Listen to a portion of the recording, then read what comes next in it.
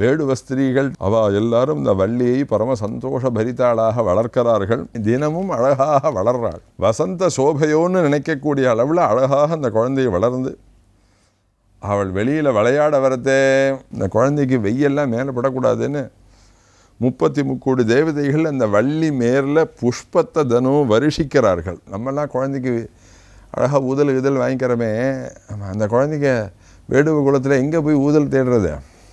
அப்போ என்ன பண்ணுறதுன்னா, தேவர்கள்லாம் துந்திபி வாத்தியத்தை ஆகாசத்துலேருந்து வாசித்தாலாம் அந்த குழந்தைக்கு. சர்வ லட்சண சம்பன்னையாக இருந்தால், பரம அழகாக இருக்காள், சரத்கால சந்திரன் போல அற்புதமாக வளர்க்கக்கூடிய அவள் நல்ல யௌவன பிராதுர்பாவத்தை அடைஞ்சாலாம். ஆமாம், திரும்பி பார்த்தா காலம் ஓடிண்டே இருக்கு. இப்போ குழந்தை பிறந்தாப்புல இருக்குது, உடனே இப்போ ஏதோ ஸ்கூலில் சேர்த்தாப்புல இருக்குது, அதுக்குள்ளார பையன் காலேஜுக்கு வந்துடுறான். இப்படி திரும்பி பார்த்தா உத்தியோகம் கிடைக்கிறது, உடனே குழந்தைய கல்யாணம் பண்ணுறோம். திரும்பி பார்த்தா காலம் ஓடி போய்டுறது. அதுபோல் யௌவன பிராதுர்பாவத்தை அடைகிறாள் அவள். மன்மதனுடைய வீடு போல இருந்ததான் அவளுடைய சரீரம். பேர்பட்டதான அவள், பிள்ளை இல்லாததான் அந்த வேடுவ ராஜா. அவள் இல்லாமல் ஒரு க்ஷண காலம் அவனால் இருக்க முடியல.